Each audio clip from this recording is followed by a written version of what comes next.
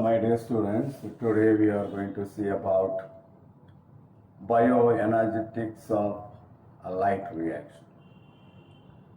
Last class we have seen cyclic photophosphorylation and non-cyclic photophosphorylation. Now the subunit 13.10.3, that is bioenergetics of a light reaction. To release one electron from pigment system, it requires two quanta of light. One quantum is used for the transport of electron from water to PS1. Second quantum is used for transport electrons from PS1 to NADP+. Two electrons are required to generate one NADP H plus H plus.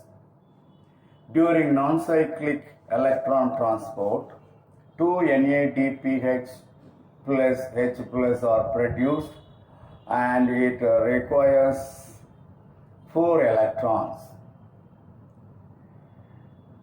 Transportation of 4 electrons requires 8 quanta of light. So these are all considered as the bioenergetics of light reaction.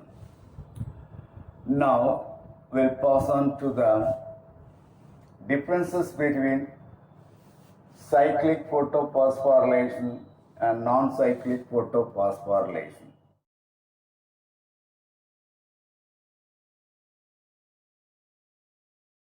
Already I told you phosphorylation means formation of ATP. Synthesis of ATP molecules is called phosphorylation. When the synthesis of ATP takes place by light reaction during photosynthesis, that is called photophosphorylation.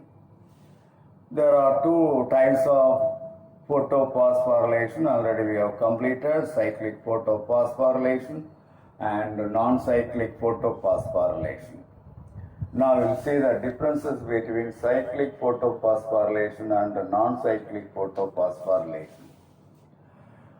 First point, pigment system 1 only involved in the cyclic photophosphorylation. But for the non-cyclic photophosphorylation, both pigment system 1 and pigment system 2 are involved. Second point, in the cyclic photophosphorylation, the reaction center is P700. But in the non-cyclic photophosphorylation, the reaction center is P680. Third point, electrons released or cycled back in cyclic photophosphorylation. But in the case of non-cyclic photophosphorylation, the electrons released are not cycled back. Fourth point, photolysis of water does not take place in the cyclic photophosphorylation. But in the non-cyclic photophosphorylation, photolysis of water takes place.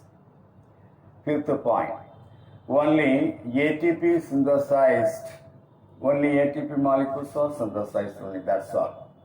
But in the case of non-cyclic photophosphorylation, both ATP and NADPH plus H plus are synthesized. Sixth point, photophosphorylation takes place at two places in cyclic photophosphorylation. But in the case of non-cyclic photophosphorylation, phosphorylation takes place at only one place.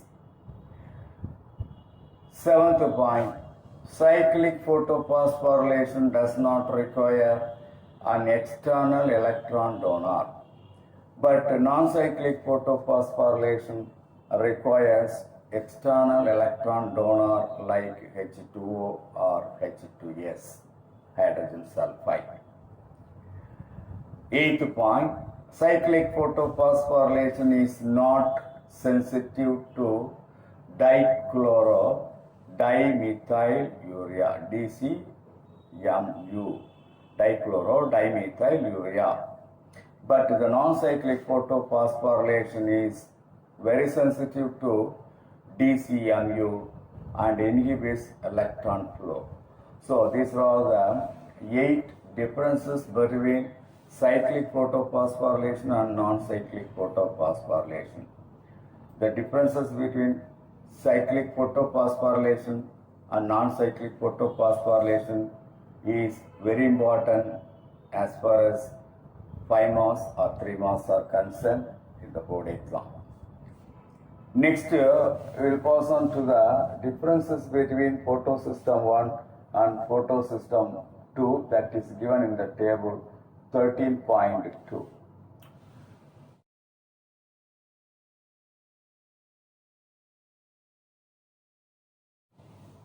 First point, for the photosystem 1, the reaction center is P700. But for the photosystem 2, the reaction center is P680. Second point, photosystem 1 is involved in both the cyclic and non-cyclic photophosphorylation. But the photosystem 2 participate in non-cyclic pathway, in non-cyclic photophosphorylation only.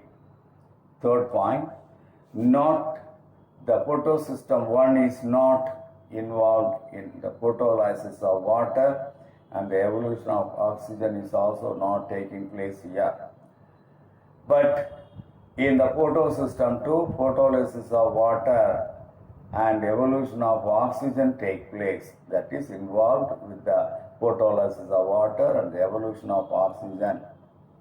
Fourth point, photosystem 1 receives electrons from PS2 during non-cyclic photophosphorylation. But here the photosystem 2 receives electrons by photolysis of water. Fifth point, the photosystem 1 is located in unstocked region, that is the granum facing the chloroplast stroma. But the photosystem 2 is located in the stocked region of thylakoid membrane facing a lumen of the thylakoid. Sixth point, chlorophyll and carotenoid ratio is 20 to 30:1. But in the photosystem 2, the chlorophyll and carotenoid ratio is 3 to 7:1.